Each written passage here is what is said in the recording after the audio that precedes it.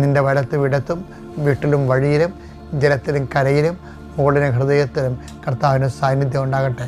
നിൻ്റെ സംസാരങ്ങൾ, എടുക്കേണ്ട തീരുമാനങ്ങൾ, അത് നല്ലതോ ചീത്തയായാലും നടപ്പിൽ വരുത്താൻ പരിശുദ്ധാത്മാവിൻ്റെ പ്രത്യേക ക്രമീകരണം നിനക്ക് ലഭിക്കട്ടെ. ദൈവത്തിലെ തർക്കങ്ങൾ നിൻ്റെ കുടുംബത്തിലുണ്ടെങ്കിൽ, സഹോദരങ്ങൾ തമ്മിൽ, മാതാപിതാക്കന്മാർ തമ്മിൽ എല്ലാം ഉണ്ടാകുന്ന തർക്കങ്ങൾ എത്രയും വേഗം പരിഹരിക്കപ്പെടുന്നതിന് വേണ്ടി നീ ഏത് ഭവനത്തിൽ പ്രവേശിച്ചാലും ആ ഭവനത്തിൽ സമാധാനം ആശംസിക്കാൻ അരുളി ചെയ്ത കർത്താവിൻ്റെ അപ്പോസ്തലികമായ അധികാരത്താൽ ഞാൻ നിൻ്റെ കുടുംബത്തിന് സമാധാനം ആശംസിക്കുന്നു.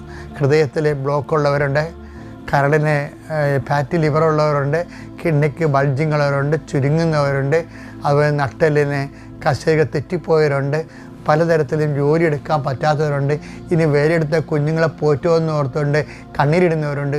അവരെല്ലാം കൃപാസനത്താറെ ജീവനോടെ പ്രത്യക്ഷപ്പെട്ട പരിശുദ്ധ